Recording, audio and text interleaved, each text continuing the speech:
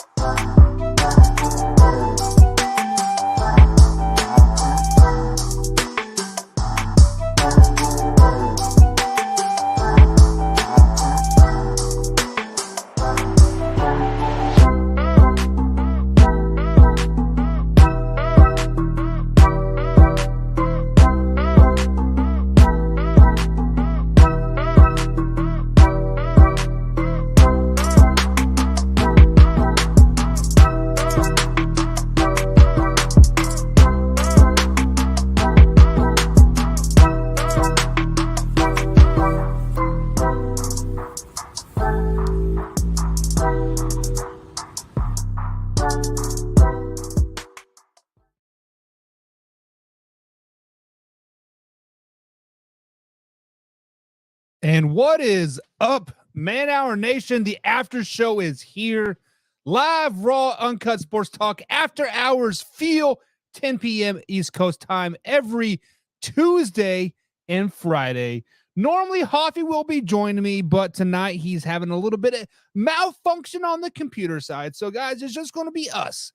We are just going to be hanging out, having a grand old time, talking about whatever you guys want. I have posted a link. I posted a link in the chat here. If you guys are wanting to, join the chat here, feel free to jump in there. Click that link and join that chat, and we are going to have a civilized conversation. We can talk about anything and everything that you guys are wanting to talk about. So obviously, the rosters have been trimmed down. The rosters have been trimmed down from 96 to 93 to 60 and now down to 53-man roster. There's been a lot of changes. There's been a lot of moves, but one move that has strictly surprised the living crap out of me is what is happening in New England. New England decided to cut everybody. What's up, Drew? I see you. New England decided to cut every quarterback that they had besides my man, Mac Jones. They said, Bailey Zappi, get out of town. They said, Malik Cunningham, get out of town. They literally only have one quarterback on the roster. One quarterback on the roster. So this got me thinking. This got me pondering thoughts in the old noggin of my beautiful head. What are they going to do in the quarterback room in New England? Obviously, Mac Jones is the guy. They obviously are all in on Mac Jones. No question about it. But think about this. The Dallas Cowboys have four quarterbacks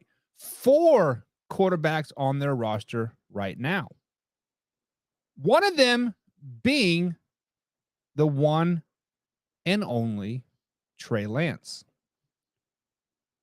So when we think about this and we wrap our heads around this, are the New England Patriots willing to part with a 4th-round pick, a 3rd-round pick, maybe some type of other capital for a player like Trey Lance to run their backup squad on the backup QB2? Guys, let me know in the chat below. Let me know. Do you think New England Patriots made a mistake by cutting every quarterback on their roster except Mac Jones? Did they make a mistake by letting Bailey Zappi walk away? Former fourth-round pick, I might add, heading into his second year. Started a couple games last year for the New England Patriots. Let's not forget about that. Let's not forget about that. People were screaming for Bailey Zappi to start.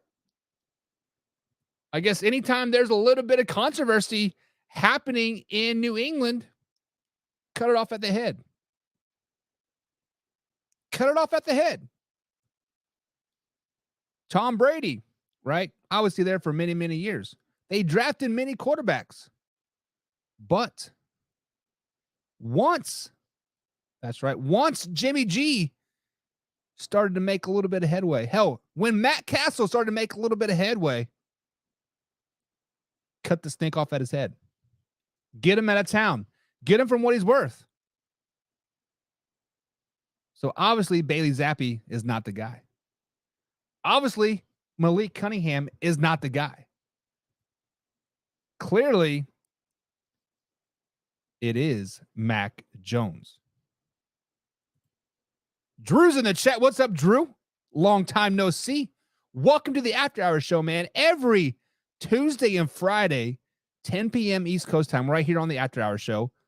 And if you guys are, looking for some decent NFL talk Monday through Friday, 10 a.m. East Coast time, I got the camera angles going. Today, I got off work late. I just jumped on here and bada bing, bada boom. No cameras, no special effects. But Drew says, warning for Dak to get his head out of his ass. So I am thinking you are referring to the trade that the Dallas Cowboys made for Trey Lance just a couple days ago. So as you guys know by now, if you don't know, you have not been watching the Man Hour, which you should be. I have clips on it. I have a little bit of this. I have a little bit of this. But Dak Prescott's perfectly fine. Trey Lance will not be on the Dallas Cowboys active roster anytime this season, maybe like week 9, week 10. He'll be a practice squad player. But Brandon Renner is in the chat here, and he's let's finish our thought about the New England Patriots here. He says it is a classic Belichick move to build Mac Jones' confidence.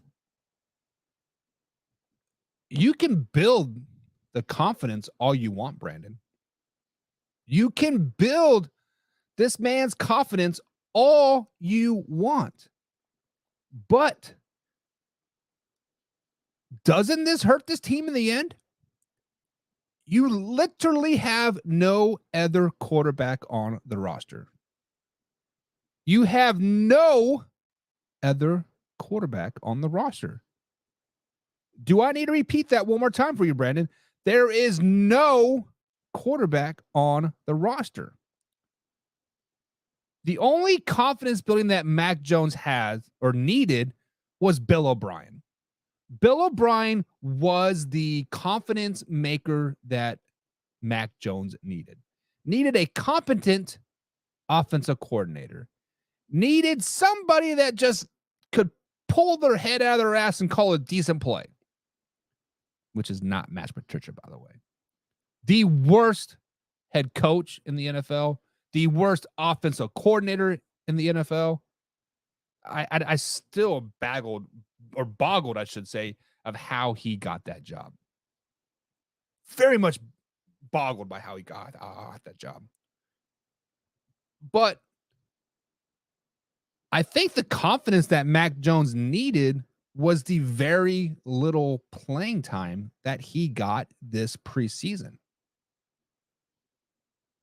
Because there was a game, who were the New England Patriots playing? Can't remember who they were playing. I was kind of excited to see a little bit of Mac Jones. Wasn't even suited up. Yes, he had his shoulder pads that are on, but he was clearly not playing. It was Bailey Zappi time.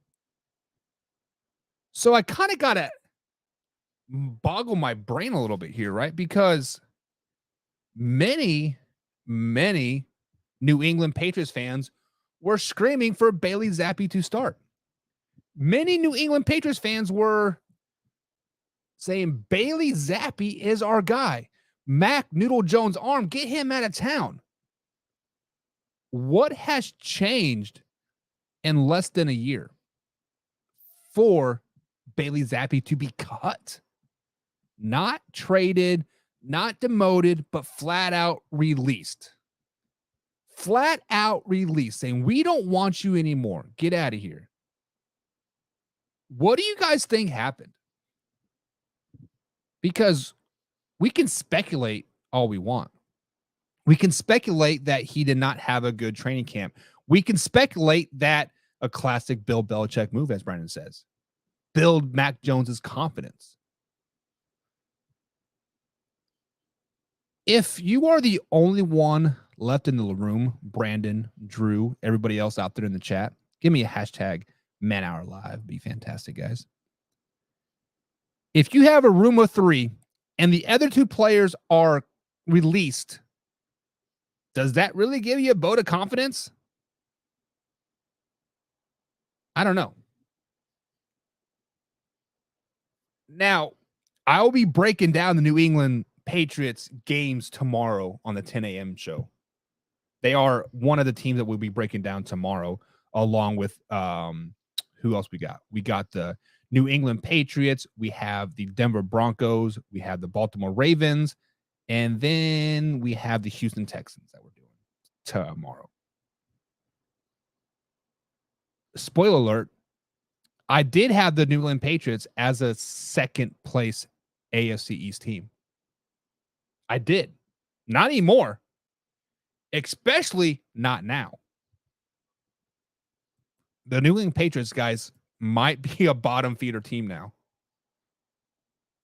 Let me know in the chat, guys. What do you guys legitimately think that Bill Belichick is doing in New England? What is he trying to prove? Is there something else in play?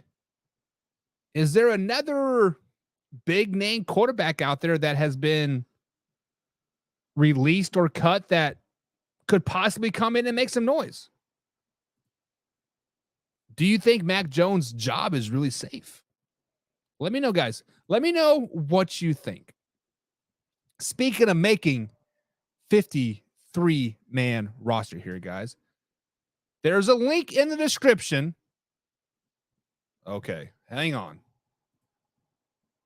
Brandon. My man says Carson Wentz. My man says Carson Wentz is going to be the ringleader in New England. Hoffy, where are you at, my man? Wayne G, where are you at? Guys, you guys are New England Patriots fans. Those are your boys. My man's saying Carson Wentz. This is the same Carson Wentz that has been released by 3 teams in 3 seasons. This is the same Carson Wentz that could not complete a 10-yard pass with the New England Colts or the Indianapolis Colts. This is the same Carson Wentz that lost his job to Jalen Hurts. I don't know. Arthur Brown says, Hoffy is a Dolphin. No, he's not. Hoffy is whatever I tell him to be. And he's definitely not no Dolphin. What's up, Arthur Brown? Hope you had a grand old night, man. Hope you had a grand day as well. But let me bring this chat up here for Drew. Guys, this is the After Hours show. We talk about anything and everything that you want. I really don't have anything planned whatsoever. Simply shooting from the hip. This is what we do on the after show. There's a link. You guys can click that link. You can join the show. As long as you have cell phone service or internet service, you can join. Put some headphones in, join the chat. We can have a nice little conversation right here on screen for every people to chime in and talk some shit. Let's do it. But Drew here, my brother from another mother. Drew says the reason that the Dallas Cowboys traded a 4th-round pick for Trey Lance just the other day was a warning for Dak to get his head out of his ass. I guess he's asking the question. is it a warning for Dak to get his head out of his ass? So first things first, Drew, I don't think Dak Prescott ever had his head in his ass. I think you fans out there that want to be consistently dogging my man Dak Prescott have your heads in your asses. Over and over and over again, Dak Prescott gets reamed through the coals. Over and over and over again, it is Dak Prescott's fault that they lose in the playoffs. It is Dak Prescott's fault that he threw an interception. It is Dak Prescott's fault that Zeke Elliott gained 10 pounds. It is this. Everything's Dak Prescott's fault. But let's look at the other side of the coin here, Drew. Let's look at truly what the issue is with all you fans out there about Dak Prescott. My man, Dak Prescott, had a overrated, overpaid, underperforming offensive coordinator. There is a reason why Kellen Moore was, quote, the hottest head coach candidate year after year, but never got an interview. I take that back. He did interview bad with the Denver Broncos. It shows you how bad he interviewed because Nathaniel Hackett got the job, and he was the worst head coach of all time, per Sean Payton.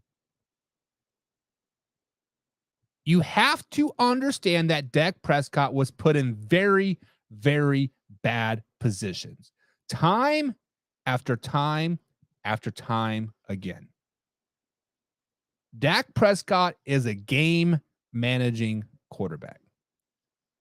Dak Prescott is that quarterback that is great at nickeling, diming you down the field, hitting the big play when he has to or when he wants to, but he's perfectly happy throwing a Tom Brady 10-yard slant route, 5-yard slant route, handing the ball off to Tony Pollard, scrambling the pocket like a little bit to extend the play to hit a hitch route. That is who Dak Prescott is. That is who Mike McCarthy is making Dak Prescott to be. This year, Dak Prescott and the Dallas Cowboys will make some noise in the NFL. Dak Prescott and the Dallas Cowboys will win a playoff game this playoff season. Dak Prescott and the Dallas Cowboys will win 2 playoff games this NFL postseason. You guys will understand that Dak is not that guy, right? But he is a guy. He is Alex Smith. He is Tom Brady. He is Jimmy G. He is Derek Carr. He will not lose you a lot of games if they're put in the correct positions. Mike McCarthy will put Dak Prescott in the correct positions. Mike McCarthy will win a lot of games with the Dallas Cowboys this season. Arthur Brown coming out with a shot says, warning, Buck is a Cowboys fan. I am a Cowboys fan. How can you not be a fan of America's team? I mean, if you love America, you love the Dallas Cowboys. If you don't love America, you don't love Dallas Cowboys. I wish Stephen A had his. Arthur, I know you have never heard me rant about Stephen A. I strongly dislike this guy's persona that he plays on TV. I strongly dislike everything Stephen A. Smith stands for on First Take. I dislike everything Stephen A. stands for on ESPN. Now, obviously, I think he plays a character on TV. However, there are only so many things that you can act. There are so many things that you can portray. There are only so many things that you can say, hey, it's just a persona. And I can see through the bullshit 9 times out of 10, but Stephen A pisses me off. I hope Stephen A stubs his pinky toe every morning when he wakes up on the couch. Brandon says, I am predicting the Bengals Cowboys Super Bowl with the Bengals winning it. I like that bold statement, Brandon. Brandon, click that link. I would like you to join. I want you to tell me what about these two teams that make you think that they are Super Bowl caliber teams. Now, I do think the NFC is wide open. You can tell me probably any NFC team. I can get behind that. I could get behind the Philadelphia Eagles. I can get behind the 49ers. I can get behind the Seahawks. I can get behind the Detroit Lions, the Green Bay Packers, Minnesota Vikings.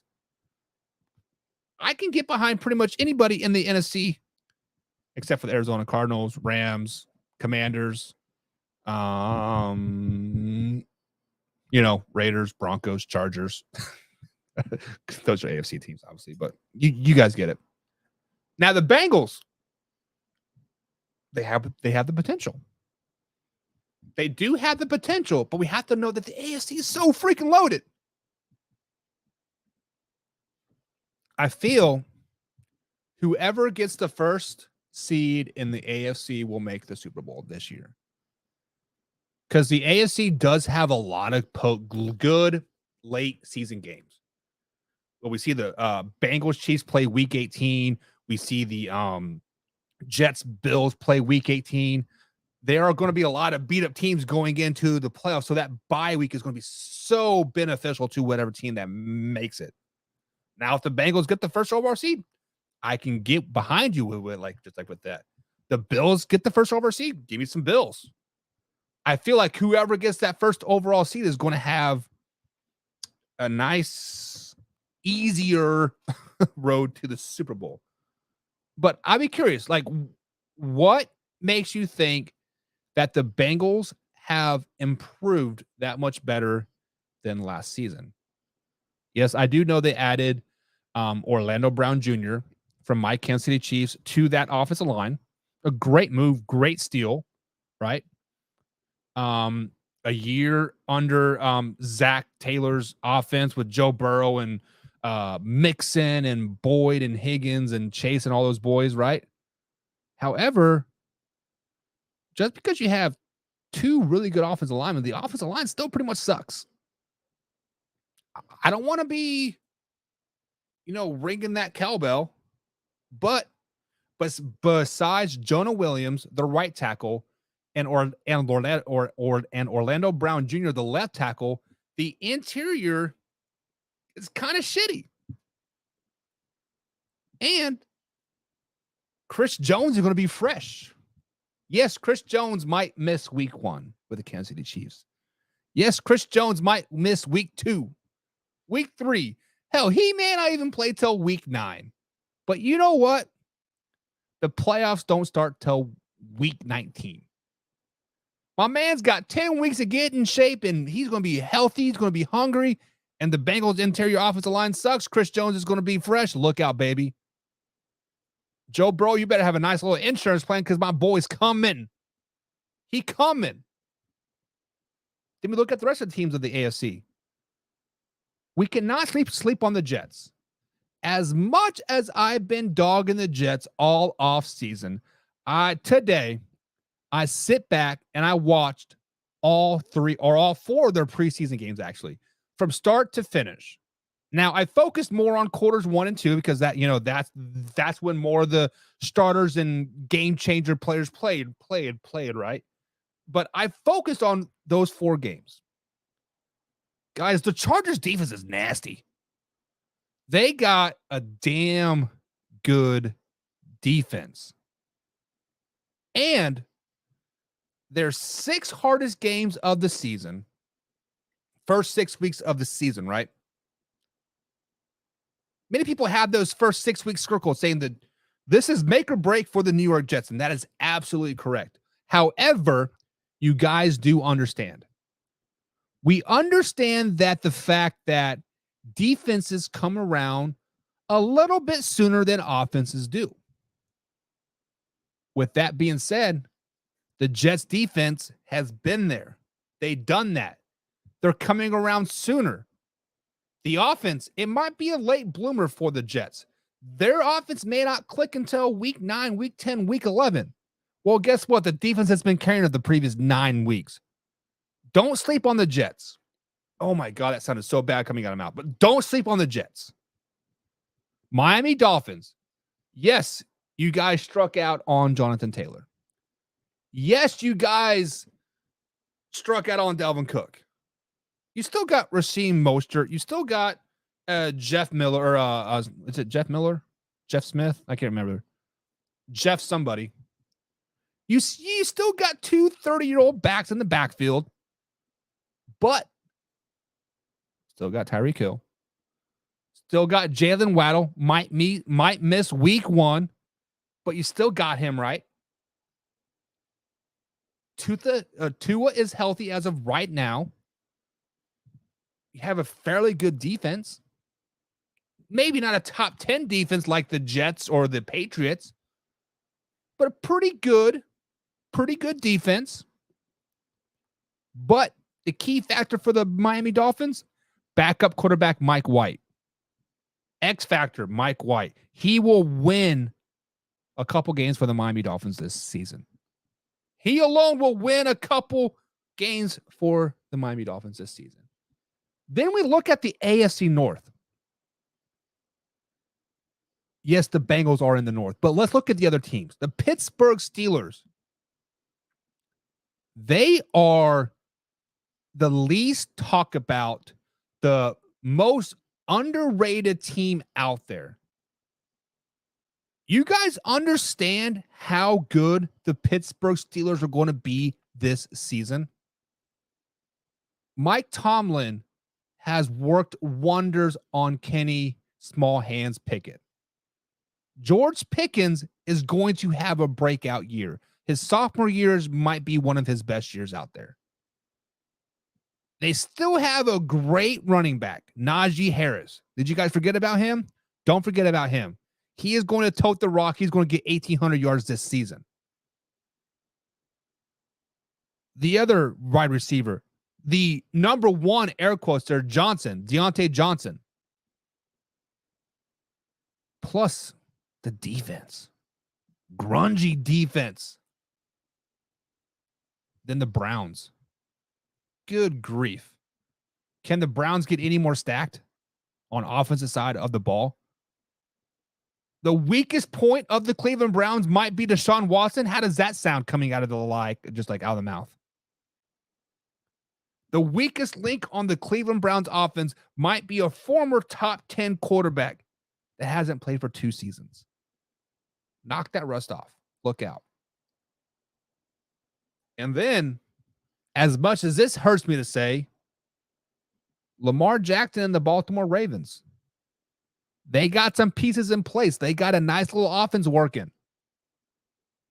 How weird is this to say? The weakest link on the Baltimore Ravens right now is their defense. The AFC is legitimately wide open. We didn't even speak about the Jacksonville Jaguars yet.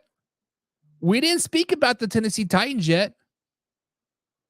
Hell, we could put David's team up there. The Chargers. On paper, the Chargers might be the best team in the AFC West. The Chargers might be the best team on paper in the AFC West. Better than the Raiders, better than the Broncos, better than the Chiefs. On paper. I said it last after our show, David. The Chargers' weakest link is their coach. Brandon Staley is the weakest link on their team. So, Brandon, predicting Bengals versus Cowboys Super Bowl. Went off on a little tangent there. My bad. It's the after hour show. No rules. No holds bar. I do like your Cowboys in the Super Bowl, not because I'm a Cowboys fan, just because I think the Cowboys are finally going to click this year. I think the Cowboys finally have everything in place. Dak Prescott, as much as Drew said, warning, get his head out of his ass, maybe that is what he needed. Maybe Dak needed a little bit of competition. Maybe that's what they needed to get Zeke Elliott out of town. Maybe that's what they needed was a healthy Michael Gallup. I like the Dallas Cowboys. I do like the Dallas Cowboys. Cincinnati Bengals. I cannot hate the pick because they are arguably one of the best teams in the AFC. I can't love the pick because they are arguably one of the best teams in the AFC. I'm not hating you it, but I'm not praising for it either.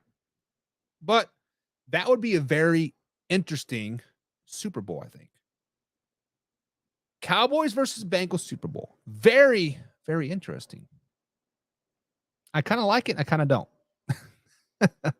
Let me go ahead and waffle around that. Yeah, Arthur. I was actually just talking about rookie David is it Acne? Like the zit, like a crater face, you know? I didn't know who he was. I'm going to have to watch some Miami Dolphins preseason film and watch this guy. I don't know who he is. I didn't even know he was a rookie. I'd be curious to see how is it David Acne or is it Acnu, like with the little abbreviation thing above the E. I'm kind of curious. Brandon says, fun fact. The Pittsburgh Steelers have only had 3 head coaches since 1970. Isn't that just like, was it last week, David? We were kind of like, David and Arthur, we were talking about staple organizations, right? We were talking about the best organizations out there, and we were kind of like discussing of like what makes a great organization. And I think the Pittsburgh Steelers, I'm going to repeat this again, and I think that they are a model citizen of great organizations. They are a model citizen of interviewing the right way, getting their guy, not have to worry about, the Rooney Rule and all this other crap. They want their guy. They go get their guy. They actually interview the guy, do this, do that, and they obviously do well. I don't even remember who the Steelers coach was before Bill Cowher. I feel like it was a little bit before my time. But the only 2 Steelers coaches that I remember are Bill Cowher and then obviously Mike Tomlin. Who was the previous Steelers head coach? I'll be curious about that. Spread offense all the way to the Super Bowl. David, as a Chargers fan, you know that defense wins championships. Actually, I guess as a Chargers fan, you wouldn't know that. I'm kidding. But there is a reason why teams like the Cincinnati Bengals, Buffalo Bills, Miami Dolphins, Baltimore Ravens, Dallas Cowboys, San Francisco 49ers. There is a reason why these teams have not won a Super Bowl in the last few years. 10, 20 years, right? It is because there is a such thing as a one-trick pony. Yes, Lamar Jackson, the Baltimore Ravens have a great regular season record. Many 13-win seasons, right? 12, 13, 14-win seasons. Because they do one thing really, really well in the regular season. Well, when a team is worried about do or die, how are we going to win this game, get out of here on top, they take away that one thing. They say, Lamar Jackson, we're going to keep you in the pocket. We're going to force you to beat us passing. Lamar Jackson has only done that one time in his playoff career. One time. Buffalo Bills. They throw the ball really, really well during the regular season. A lot of 13-win seasons, right? A lot of times they're 12, 13, 14 wins. We get it. But we're going to take away the pass. We're going to play nickel. We're only going to rush 3, right? Force you to run the ball. Oh, you can't? You haven't run the ball all season long? Oh, darn it. Damn the luck. You cannot be a one-trick pony. You cannot run spread offense all season long and expect to win in the playoffs. Good coaches and good teams shut down the one thing that you are good at in the playoffs. There is a reason why cream always rises to the top. There is a reason why teams like the Buffalo Bills, Baltimore Ravens, Dallas Cowboys. There is a reason why those teams do really well in the regular season, shit the bed in the playoffs. One-trick ponies. Also, their defense have been kind of meh. So, I know you want me to put some respect on your coach's name, but if the Chargers do well this season, let's say, guys, let's just, kind of play the what if game here. What if the Chargers go 13-4 this season? What if Justin Herbert wins MVP? What if the Chargers get the number 1 overall seed this season? Do you think all the credit is going to go to Coach Brandon Staley? Absolutely not. What acquisition did they make this offseason? Offensive coordinator Kellen Moore. Do you guys remember when the Dallas Cowboys were a 13-win team? Before Mike McCarthy got there, I believe Jason Garrett was still the head coach. The Dallas Cowboys offense was all over the field, putting up 500-yard games, scoring 30-plus points a game. It was all Kellen Moore. Jason Garrett got little credit. But once the things start to happen, once the things start to shit the bed, oh, Jason Garrett's fault. It can't be Kellen Moore's fault, little golden dream boy over here. If the Chargers go 13-4, first overall seed, MVP Justin Herbert, all the credit's going to go to Kellen Moore. Sorry, David. It is what it is. For whatever reason, Kellen Moore is a little golden boy in the NFL. He can do nothing wrong. He's just not very good. I don't like Kellen Moore. Never have, never will, for whatever reason. Arthur Brown. Give me that. First of all, I see Rick Flair, so I got to get my alligator boots under control over like over here, right? He says the only problem that Dallas still has Philadelphia in their division. Like Ric Flair says, to beat a man, you got to beat the man. So, Arthur Brown, as I do agree with that quote, one of the quotes that I have lived by my entire life. To be the man, you got to beat the man. 100%. My daddy taught me that long, long time ago. That's when I whooped his ass. I'm kidding. I have never met anybody that has legitimately beat up their dad, because anytime a kid challenges their dad, the grown man strength comes out and there's a daddy whoop down getting ready to happen. But with that being said, Super Bowl hangover is real. Super Bowl hangover is real. With that being said, the Philadelphia Eagles are going to struggle this season. They do have an easier schedule. I was expecting them to have a super hard schedule, but their schedule seems kind of be fairly favorable, right? But there's a team in the NFC East that I am more worried about as a Cowboys fan than the Philadelphia Eagles. There is a team out there that has been quietly making some really, really good moves. There's a team out there that has a running back on a 1-year deal.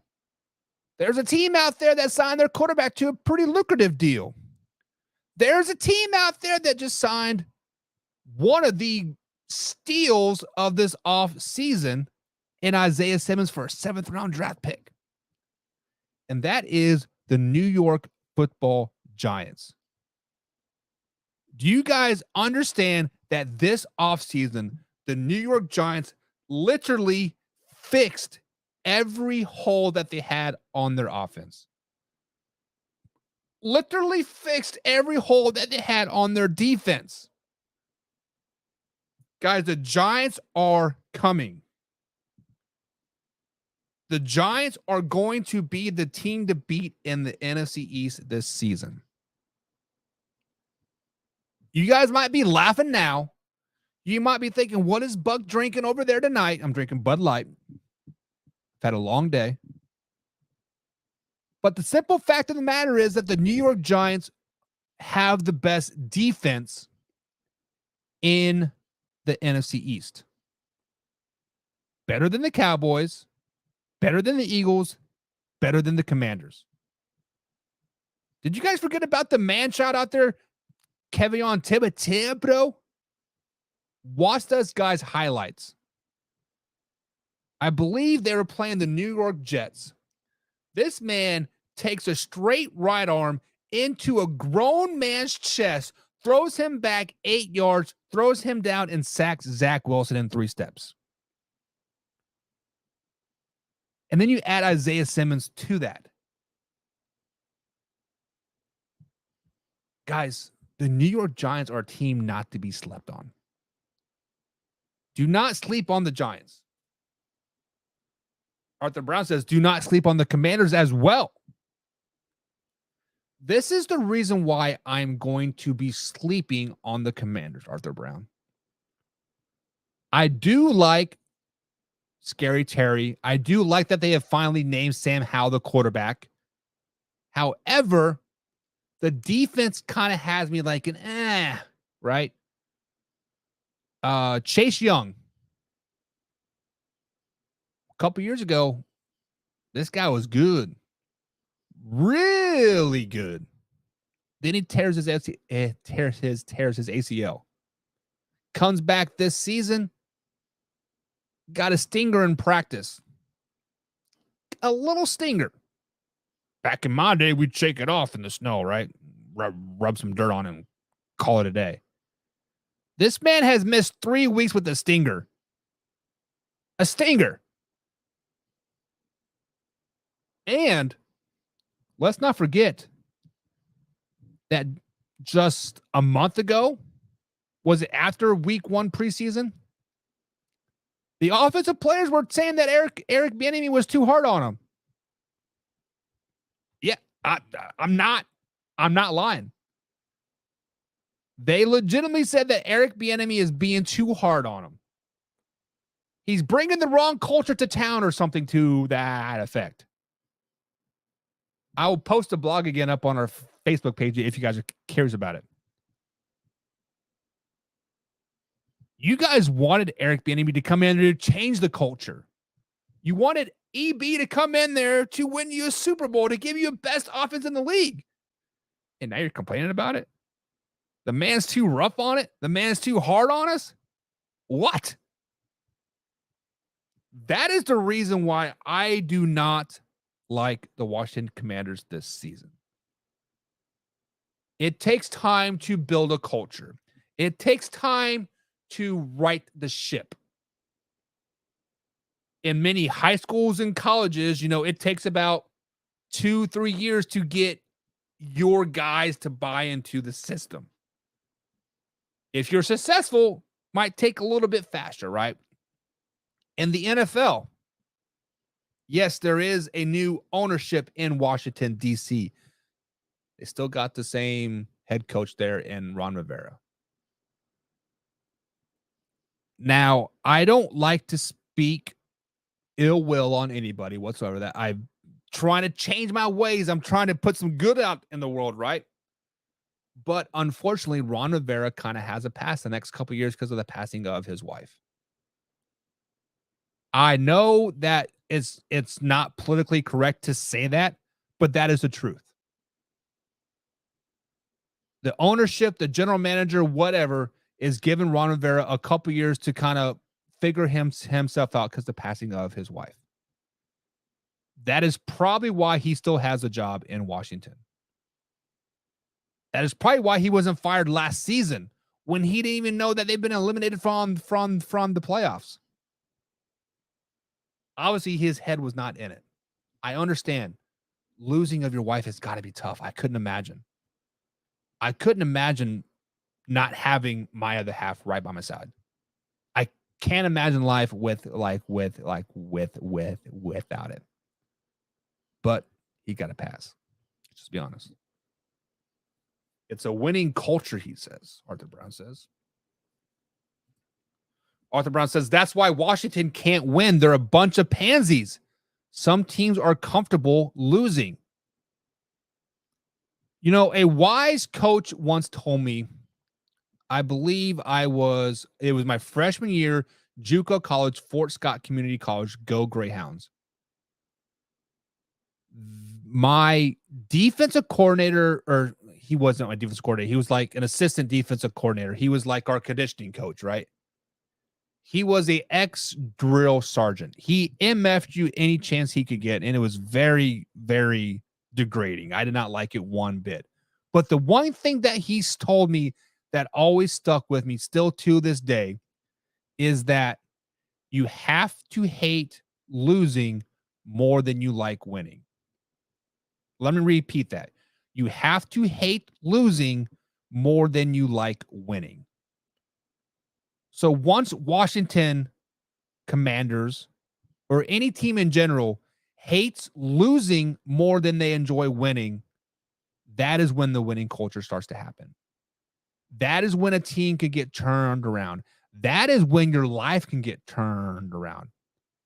I don't want to go down a life rabbit hole by like any means, but if you are tired of getting shit on time after time at work and life on social media or whatever, start hate losing more than you enjoy winning. That has always stuck with me, and that is how I lived my life by still to this day. David says, Arthur Brown, true spit. They will be good whenever Magic Johnson goes to Cess follows. Isn't Magic Johnson the owner of the Dodgers as well? I believe the Dodgers are not doing very well. I don't know. I haven't been following baseball as much as I usually do. But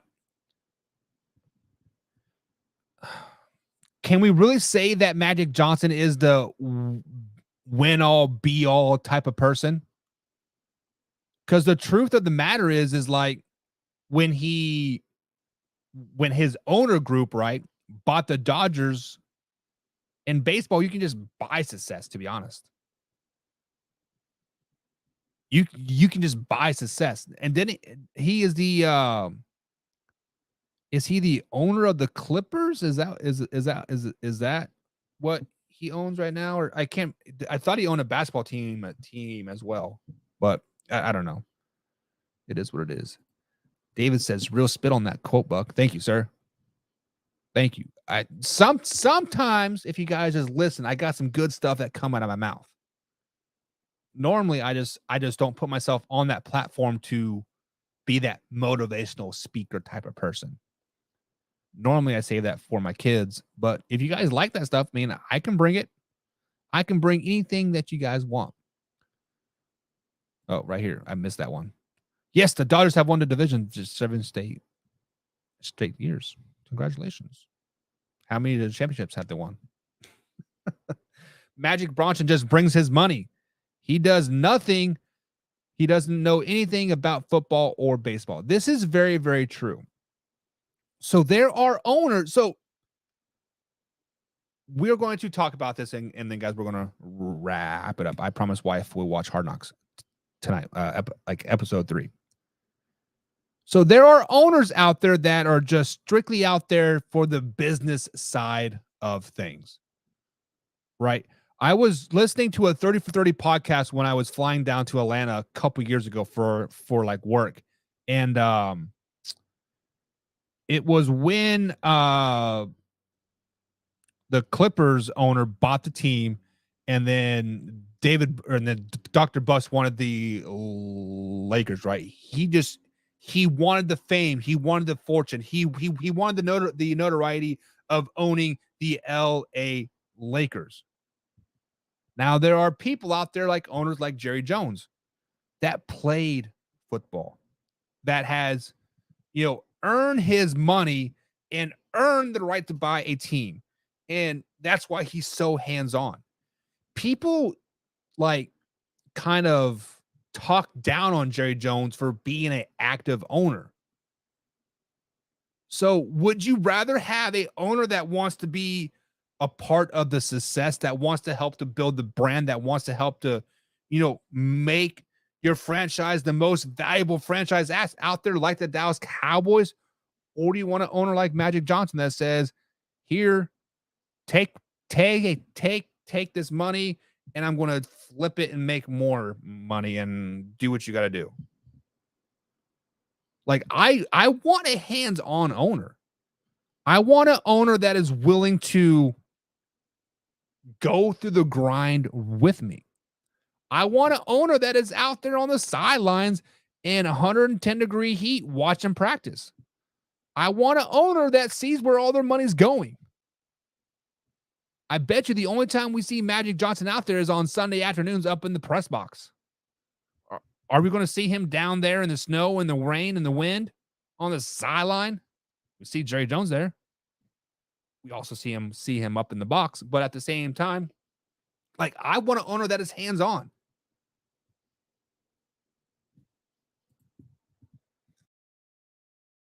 He played and he was a fan of the Cowboys before he bought them. So that's why he's so passionate about the boys. And people dog him about his passion. You cannot dog somebody for being passionate about something that they own. Arthur Brown. Let's say you bought a brand new 2024 F-150 right off the lot, $137,000, right? You are proud of that. You are proud of that truck. You worked your ass off for that truck. You were out there waxing your truck on Saturday afternoon. You're like, damn birds, get your bird shit off here. You're consistently washing it, parking it in the garage, detailing it. Are people dogging you about that for taking care of your baby? Are the people out there dogging you for taking care of what you worked your ass off for?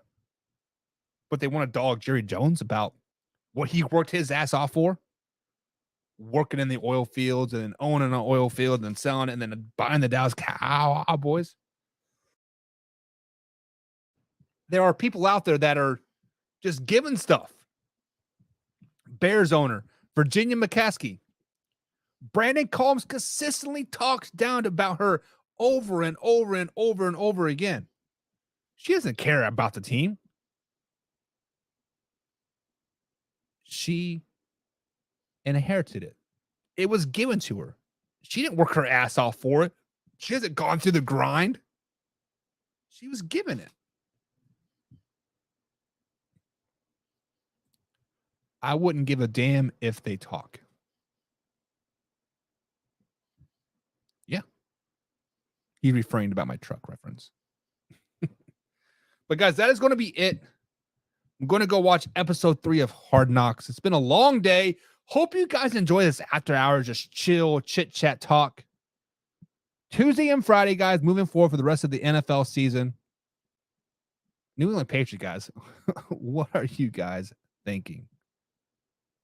What are you guys thinking? David, last comment before we head out. Jerry Jones is a great owner. He is a great owner, not a very good GM. Let's just put that out there. Just like Al Davis of the Raiders have not been the same since Al Davis passed. You guys also have to realize that Al Davis kind of sold his soul for that Super Bowl, right? just like what the 49ers did in the early 90s or late 90s. I can't remember. I was still kind of young then. But basically, they went all in. All the money. We don't care about anything moving forward. We want to win right now. This is our year. All in, all out. And then the rest of the year, whatever happens, happens. And unfortunately, the Raiders are still kind of dealing with that. And I have to say this about the Raiders. The Raiders have one of the most loyal fan bases out there. They have moved, 3 times in 6 years? And those fans are still supporting their team. Now, they don't have the black hole like they used to by any means, but they still got those guys. They still got to reach in LA. They still got to reach in Oakland. Back to LA. Back to Vegas. In a couple years, they might be in Seattle. You never know. We'll see you guys tomorrow morning, 10 a.m. East Coast time, right here, whatever platform you're listening to us on. Live, raw, uncut sports talk. Have a good night, guys. Love y'all. Peace out.